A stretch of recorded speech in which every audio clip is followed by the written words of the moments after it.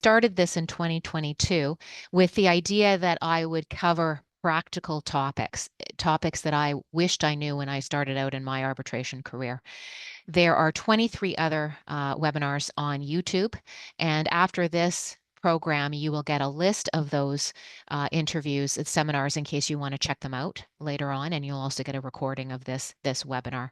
For those of you who don't know me, my name is Lisa Munro. I'm a partner at Learners. I'm also a roster arbitrator at Arbitration Place, and I am the editor and a writer of Arbitration Matters, which is a blog that contains summaries of Canadian arbitration cases as they are released across the country. And if you want to get a head start on reading those blogs, you can subscribe for free. And on a monthly basis, you'll get case summaries with commentary. After this session, as I say, you'll get a recording and a list of my previous webinars. I've got a Q&A box open. I'll keep an eye on it. If you have any questions, please send them to the Q&A box. And before I finish, I'll take a quick look and make sure there are no questions that I haven't answered. As usual, I promise I'll have you out by 1. So today's topic is the one that I think is the most important topic in arbitration, and that's the issue of jurisdiction, because that is the source of the powers that the arbitrator has and that the parties submit to the arbitrator. So we'll start with the jurisdiction of the arbitrator. Where does it come from? It comes from the agreement of the parties, and that is very broad, but it is subject to the legislation that may limit that jurisdiction. So, for example, the model law requires that arbitration agreements be in writing. So, because an arbitration agreement is a contract, the arbitrator may have recourse to interpreting the contract in order to understand the scope of the jurisdiction that the parties have given the arbitrator. So we call that power that the arbitrators have received from the parties something called party autonomy, and that's the basis for the principle. It requires that the parties consent to providing that jurisdiction to the arbitrator. And there is therefore no inherent jurisdiction of the arbitrator in the sense that there is inherent jurisdiction in the courts. The jurisdiction, again, comes from party agreement, and the powers of the arbitrator are limited without that jurisdiction to determine the process. There is something, however, called implied jurisdiction. And this is a question that it can't be answered, or the scope of it can't be defined without context. There's no clear line, but what it requires is, in order for the system to function, is for the arbitrator to have the powers to ensure the integrity of the arbitration process, to ensure that the party's intention to arbitrate is fulfilled. Because the arbitration agreement is a contract principles apply. And sometimes people forget that and view the arbitration agreement as something separate from contracts. And if you view an arbitration agreement as something that is just a contract, you'll find it easier to apply it and to interpret it. The existence, of course, of an arbitration agreement, like a contract, is an evidentiary matter. And if, for example, the arbitration agreement is an oral one, that may make it more difficult to determine its scope or even whether there is an arbitration agreement. So in a previous webinar, I've talked about arbitration agreements, and the most important consideration is whether it's in writing, because that makes it much easier to interpret and easier to determine whether, in fact, there is an arbitration agreement. So coming back to the issue of jurisdiction, what does jurisdiction mean in the arbitration context? And this becomes particularly important, of course, where the parties can't agree on the scope of the arbitrator's jurisdiction. So it's the jurisdiction over the parties to the arbitration agreement. It's jurisdiction over the issues that the arbitrator has been delegated the responsibility to determine. And this is sometimes referred to as the scope of the arbitration clause. It is the jurisdiction of the arbitrator to determine their own jurisdiction. And as I'll say in a moment, that means it's not for the court to determine whether an arbitrator has jurisdiction in the event of a dispute. The first place the parties go to is the arbitrator. It's the jurisdiction to determine procedure of the arbitrator, and this is often found in the relevant legislation and certainly found in the institutional rules that the parties may agree will form part of the process in their arbitration. It's the jurisdiction to determine the law of the arbitration. It's the arbitrator's jurisdiction to determine the seat if the parties haven't determined it. And all of this may or should be in the arbitration agreement, but it isn't. If it isn't, those issues will fall to the arbitrator to determine. And again, the purpose of that broad scope of jurisdiction is to ensure that the parties' intentions to arbitrate don't get sidetracked by a dispute of the parties. And one of the parties may have, for example, reconsidered whether it wants to arbitrate or not. And one of the things that the arbitrator will do is get that arbitration back on track, subject to jurisdiction and, of course, the agreement that the parties have reached. So who are the parties? Because this is a contract, it's very easy to see that the signatories of the contract in which the arbitration clause falls, or the separate arbitration agreement or submission to arbitration, are clearly parties to the arbitration agreement. But sometimes the proper parties to the dispute may not be the signatories to the arbitration, which can create some complexity, obviously. So what about non-signatories? And are there circumstances in which a non-signatory will be a proper party to the arbitration agreement?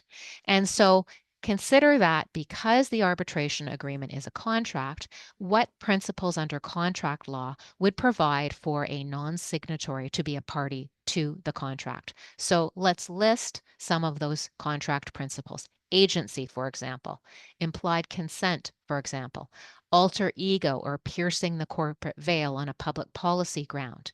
These are well-established policies, principles in contract law that may result in a non-signatory to the contract becoming a party or proper party to the arbitration. And if you look for this principle, you will find that there are very few cases which consider it. So that this is still a nascent part of contract law. And the ability of a party to rely upon these contract principles, of course, depends upon the law of the contract. There is a line of cases in Quebec, which started, I think, with the Descarrel against Concordia project management case, and I'll give you the citation, 1996 Canley, 5747.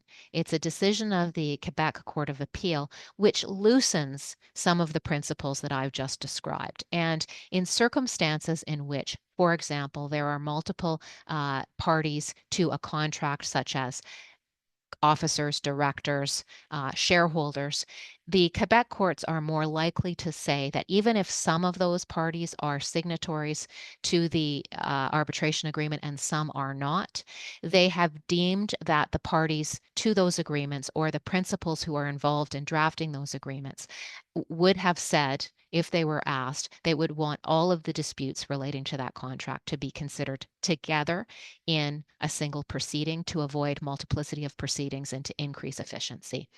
And that is not a principle that has found its way into the common law courts.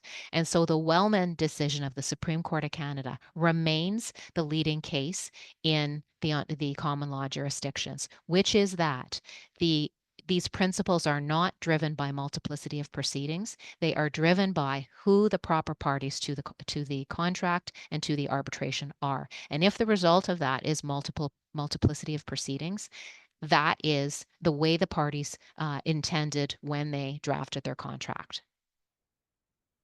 So when do issues of jurisdiction arise?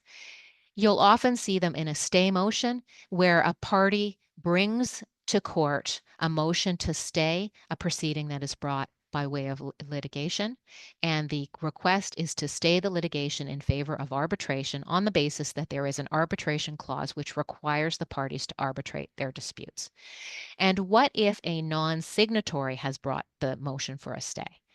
The stay provisions in the legislation in the common law provinces require that only a party may move for a stay. And so to cut through some of that complexity, all that's required is that the moving party show that they are arguably a party to the arbitration agreement, and then the court hearing the stay will make that determination.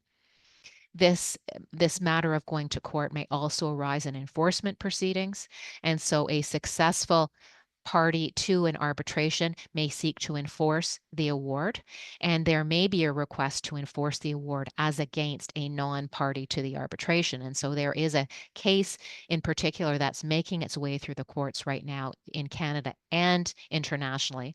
It's a case involving the Republic of India, in which there was a foreign award against the Republic of India, against the subsidiary of the Republic of India, and it was a Air India party, and the request of those who are bringing proceedings in the various international jurisdictions is to find that India should be responsible to pay the award that was made against its subsidiary Air India.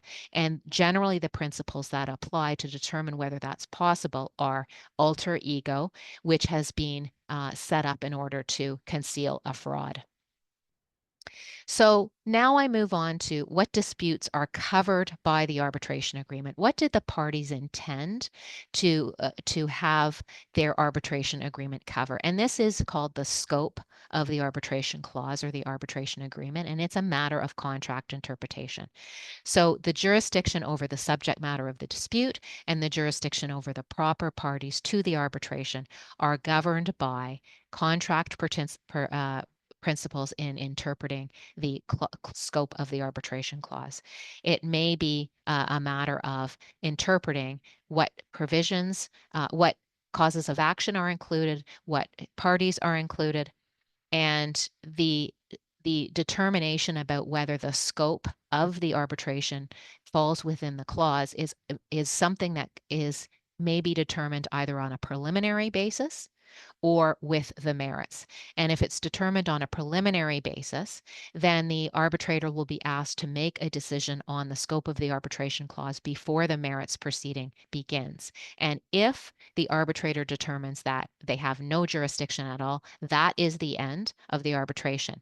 There is an appeal, and I put that in quotations, mechanism in which there can be a process brought to the court to decide the matter, is the language. And if the court decides that the matter is within the jurisdiction of the arbitrator, then the merits proceeding continues.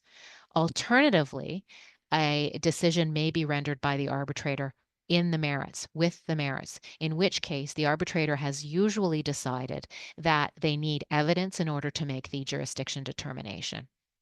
Sometimes a party will raise an objection to jurisdiction early, but agree that the matter really can't be resolved until the merits determination, and will put in the objection and allow the merits determination to be made without waiving that objection. So what kinds of challenges are made of the arbitrator's jurisdiction? What are the kinds of challenges? So the most common of those are whether the arbitration agreement exists.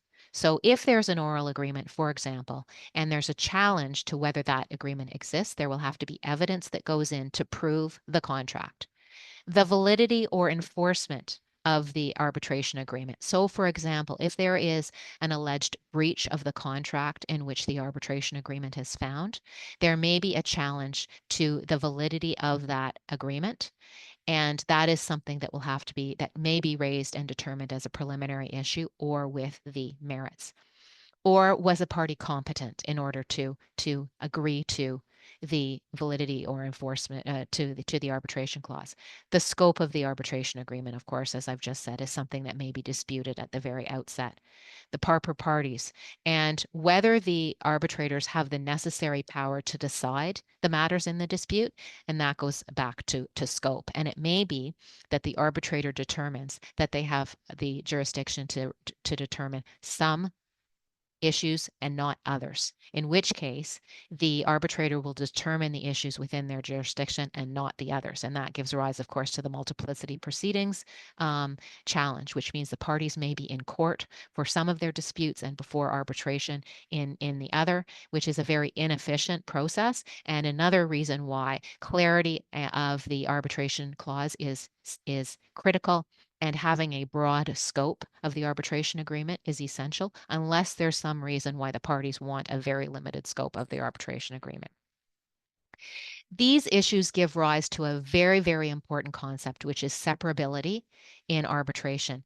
And that essentially means that if the arbitration agreement forms part of another agreement for the purpose of a challenge to the jurisdiction, the arbitration clause within the larger agreement is to be treated as a separate agreement. And that's only for the purpose of challenges to the agreement. And the purpose of that is to avoid a party challenging the overall contract and thereby sliding out of an obligation to arbitrate. And what that means is that when the arbitrator considers the challenge to the jurisdiction of the arbitrator on the basis that the overall agreement is not valid, the arbitrator will look at the validity of the arbitration agreement itself. And so even if there is a determination that the contract itself is void or invalid, the arbitrator may decide, notwithstanding that the arbitration clause is valid, and the arbitrator has jurisdiction to consider the arbitration and determine the issues raised in the arbitration, even if the contract containing the arbitration clause is not valid. And so a party wishing to challenge the validity of the arbitration clause must do so directly. For example, the arbitration clause itself was induced by fraud.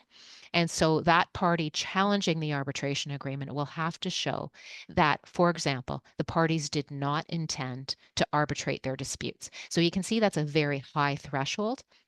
And the whole principle is intended to ensure that the parties who intended to arbitrate are required to commit to that arbitration, even if a party later determines that arbitration is not the best way to have their dispute decided.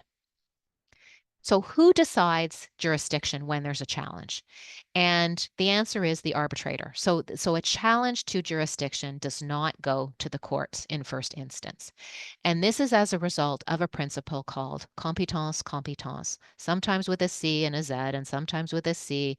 And that is whether you're using the French terminology or the German terminology, but the concept is the same. And what it means is the arbitrator has the jurisdiction to determine their own jurisdiction. And this is legislated in the domestic acts and in the model law. The only exceptions are, for example, under the Dell computer case, 2007 Supreme Court of Canada 34, where the challenge is on a pure question of law, or the challenge determination may be made on a superficial review of the record. In that case, the court may make the jurisdiction determination and need not refer it to the arbitrator. There is a fairly new exception, which was determined in the Uber case, 2020, SCC 16, which is sometimes called the brick wall exception, because under Uber, one of the reasons that the court made the determination on the jurisdiction issue was that it found that Mr. Heller would never be able to have his arbitration at all because of the issue that he couldn't afford it. So the court now has greater scope for making the jurisdiction determination, although the courts have determined the Heller and Uber case very, very narrowly. So for the most part, these issues will be going to the arbitrator. So how is jurisdiction decided? And I've said already it may be decided on as a preliminary matter.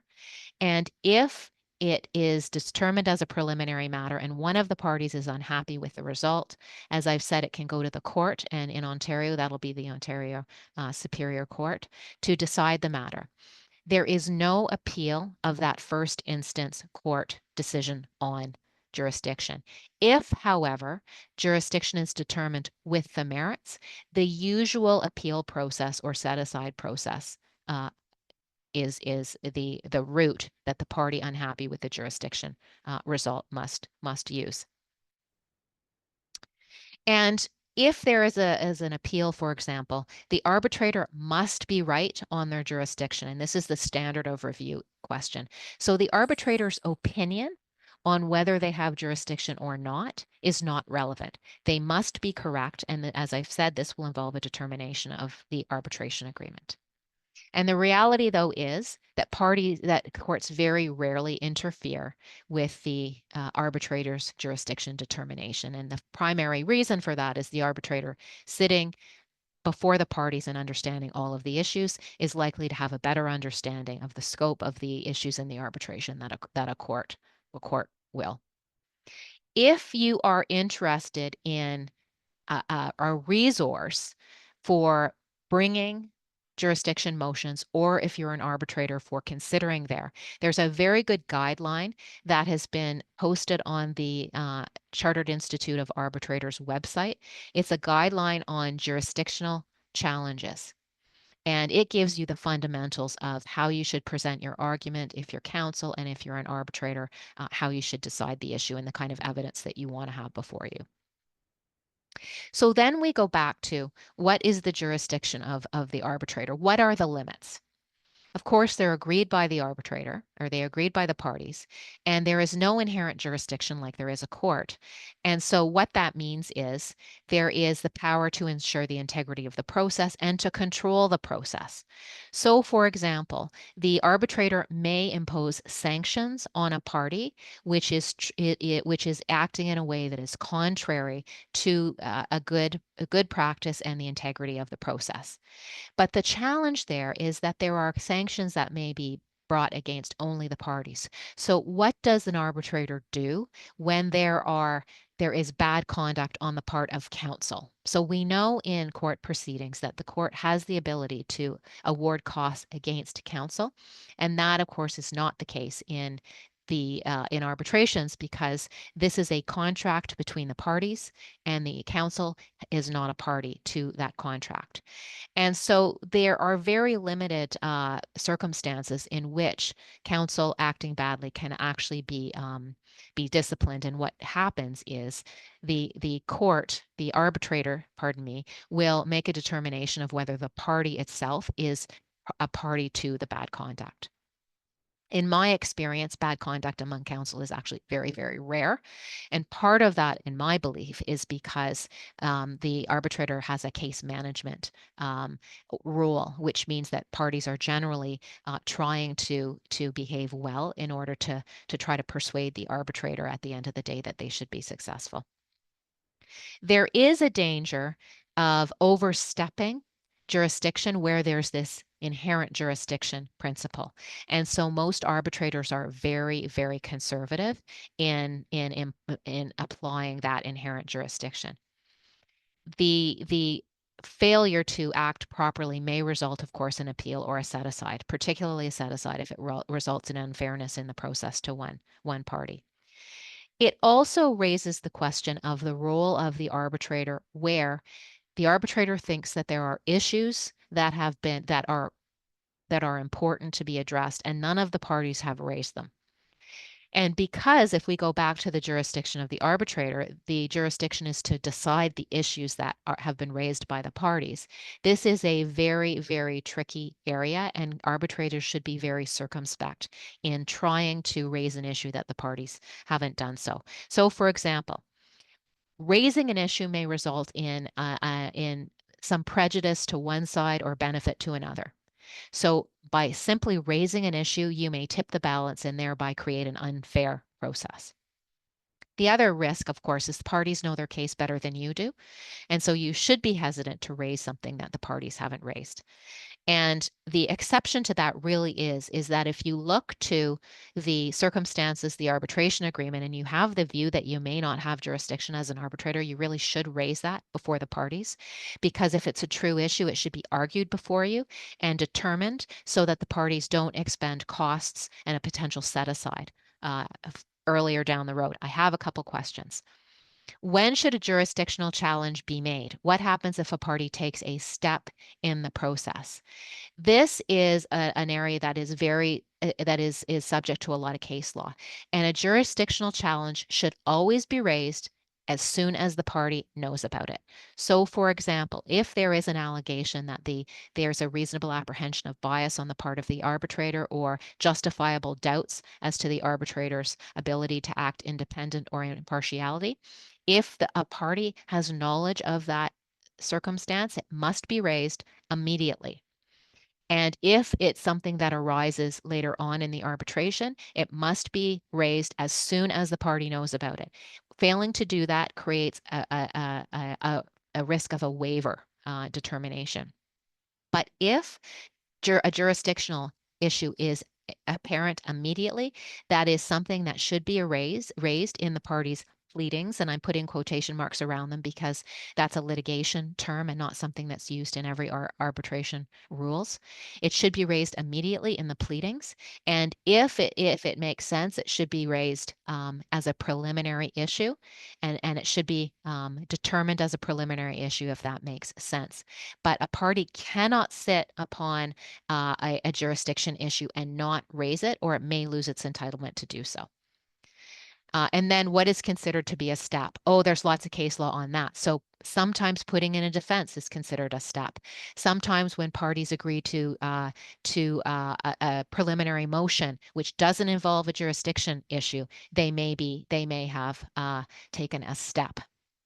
The circumstances are all different, and so I do recommend that you take a look at the case law on that, because there are, wish I could remember them right now, there are two specific cases, recent cases in Canadian law that I can think of. The next issue I'd like to address is the difference between jurisdiction and admissibility. They are critical differences, and they're not always appreciated by counsel. They're often confused. Again, they are questions of contract interpretation and the arbitration agreement, and they can often arise in multi-tier arbitration clauses. And I'll explain that in greater detail, but essentially what it means is, are there steps in the arbitration clause that must be dealt with before the arbitrator has jurisdiction? Are they conditions precedent? In which case, if those steps have not taken place, if those conditions precedent have not been fulfilled, the arbitrator will not have jurisdiction. Another reason why that issue needs to be determined very, very quickly. If the steps that may appear in the arbitration clause are not mandatory, it may be that the dispute before the arbitrator is simply not ripe, is the way what we called it. And if there is a dispute over jurisdiction versus admissibility, that is something that will go to the arbitrator for determination. So a little bit more detail about jurisdiction. The issue often arises in stepped arbitration clause. So is it clear that mediation must, or some kind of negotiation must take place before the parties may arbitrate? In other words, is negotiation, sometimes discussions between the presidents of the corporations, mediation, is it necessary, required that those steps take place before a party has a right to bring arbitration? Or is it the case that there are some steps that the parties would like to proceed and are not necessary because a party may proceed to arbitration without them? The words that suggest a condition precedent are, of course, may, must, or shall. And so interpreting the arbitration agreement, that will be what you are looking for. If the arbitrator does not have jurisdiction, then the arbitrator proceeds, then there's a set aside risk, of course, or lack of enforceability of the award that ultimately gets made. Admissibility. If the parties express an intention that they'd like to negotiate and they think it's important, and there are certain steps that they would like to take before arbitration may proceed or must proceed, then the arbitration cannot proceed, or the arbitration can proceed even if those steps are not fulfilled. And what that may mean is either these steps may take place before a party may arbitrate. And sometimes you see that in, for example, construction projects, that there are certain steps that the parties would like to have take place before an arbitration proceeds. And so it really is a matter of contract interpretation. And there is a great article by Professor Josh Carton called Multi-Tier Dispute Resolution Agreements in the Canadian Journal of Commercial Arbitration. So look on that website for Journal number 3, issue 1, and multi-tier dispute resolution agreements in Canadian law. And he really talks about how the courts interpret multi-tier arbitration clauses. And as you can imagine, they're not always easy to interpret because the language may not clearly show condition precedent or not. But the significance of getting that right in the drafting of the arbitration clause is important, because if the drafters don't get that right, it may be that the parties, before they even start their arbitration, are in a dispute about whether the arbitrator has jurisdiction. And that can cause, of course, additional costs and delay. There may be a motion to stay litigation that has already been brought because there's a dispute between the parties about whether they must go to arbitration. There's a motion perhaps to enjoin arbitration. Often we see that or an anti-suit injunction in other jurisdictions. There may be a problem with enforcing the award after the parties have already gone through their arbitration. There may be a set aside on the basis that the arbitrator did not have jurisdiction. And what this means is that the parties may be in limbo from the very beginning of the process, ultimately till after an award has been drafted. So if you've tuned into my previous webinar, you've heard about the importance of clear drafting in the arbitration agreement, and that this is just another example. And as I said in that webinar, making sure that arbitration counsel or an arbitrator reviews the arbitration clause in a business contract is absolutely essential to minimize these kinds of issues that can arise. Jurisdiction versus seat. Another principle that's often confused among primarily litigation counsel who are not familiar with the kinds of with arbitration and the important differences in concepts, for example. So what is the seat as opposed to arbitration? Sometimes the seat is called the place of arbitration, and that is to be distinguished from the venue, for example, of the hearing. So place is a legal term, and it determines which courts have supervisory or supportive jurisdiction over the arbitration. For example, if there is an appeal or a set aside. If the place and seat of the jurisdiction is Ontario, it means that the Ontario legislation will dictate when an appeal must be brought, the process for that kind of appeal, and what court hears it. What court will hear a motion to remove or an arbitrator, for example, for bias, reasonable apprehension of bias. When that needs to be brought, what's the process, what material needs to be before the court. It determines the law governing the procedural as opposed to the substantive aspects of the arbitration, and the substantive aspects of the arbitration, the interpretation of the arbitration clause or the business agreement that contains the arbitration clause is usually found in the business agreement or in the arbitration agreement. And so you may have a circumstance in which the seat of the arbitration is Ontario, BC, Alberta, and yet the law of the contract of the arbitration agreement is New York, is London, is Paris.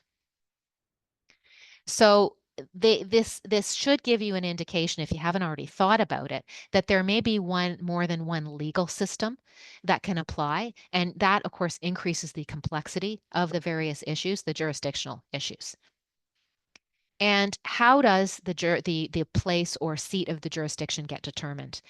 Hopefully it's set out very clearly in the arbitration agreement, but the alternative is the arbitrator will decide it, usually based on the location of the closest connection of the matters. But this will be something, again, that the arbitrator will want to hear submissions on, which means there is always a risk that a party which wants a certain seat will not be successful. And the significance of having a seat, of course, is that you want a supervising court that is friendly to arbitration and is knowledgeable about arbitration, so that if you need to have recourse to those courts, you have confidence that you will be heard by a court that understands the principles and respects arbitration. So I'm going to answer the question that we just heard on the Q&A box. So when to raise a jurisdictional objection? And if I had to give you a one word answer, it would be early. The party who may raise an objection may still decide to participate in the process if, for example, that party acknowledges that the evidence on the merits will be necessary in order for the arbitrator to make a jurisdiction decision. And so long as that jurisdiction objection is made without prejudice to the objection that they've made, and the proceeding may commence, it may be that that issue is ultimately determined by the arbitrator in the final award. There may, of course, be tactical objections to jurisdiction, and so both the parties and the arbitrator should be mindful of that, and that may influence how the arbitrator decides to hear the objection. The jurisdiction of the court in arbitration. So I've now talked about the jurisdiction of the arbitrator, and sometimes we don't think about the fact that the court may have concurrent jurisdiction in some cases with the arbitrator, and that occurs, for example, in interim measures or injunction type proceedings. And sometimes the court will have jurisdiction that the arbitrator may not have. So a good example of that is if the parties have not agreed on the arbitrator and they haven't agreed on the process for appointing an arbitrator, they may go to the court. If they have agreed to certain institutional rules, it may be that the institution will make that appointment decision. But what this means is that where the court can assist the arbitration, support it, the court may step in order to avoid a situation in which the arbitration agreement is inoperable, can't proceed because of a wrinkle that has arisen. Where the parties, where one party has refused to comply with an award, the courts are asked to enforce the award. Where there are third parties who have evidence, for example, who cannot be compelled by the arbitrator, there may be recourse to the court to help the arbitration. Section 6 of the Ontario and Alberta Acts specifically lists circumstances in which a court may assist the arbitration. So, to assist in conducting the arbitration, to ensure that arbitrations are conducted in accordance with arbitration agreements, to prevent unequal or unfair treatment of parties to arbitration agreements, and to enforce awards. And this section 6 is very narrowly interpreted because of the other provisions in the legislation which provide specific jurisdiction for the courts to step in. And there are really four main policy reasons which explain the court's jurisdiction to support arbitrations in this way. So the first is party autonomy. The parties have chosen that they would like to have their dispute resolved in private circumstances, and that they don't want the interference of the courts. The second is finality. They want limited court review, fairness, privacy, confidentiality, for example, and efficiency. Finally, there's a role to play for institutions, and parties may agree to delegate some of the powers of the arbitrator or the courts to arbitral institutions. And I've said one example is appointment of arbitrators, and they may allow certain procedural rules to be adopted on agreement, which the arbitrator and the parties must agree with. So I see I'm at 12:39. I wanted to give an opportunity for more questions, but while I tell you about what's coming up next, I will tell you that as I've done in previous sessions, I'm taking the summer off. We all are busy, and I know that attendance would be low. And I will be back in the summer, after the end of the summer. And if you are dying for your arbitration boot camp fix over the summer, you can take a look at them on YouTube. So I'll give people a few moments to ask questions. Otherwise, as I promised, I'd get you out it's 12:40. All right, I don't see any other questions. Thanks for joining me, and I'll see you in the fall. Have a great day.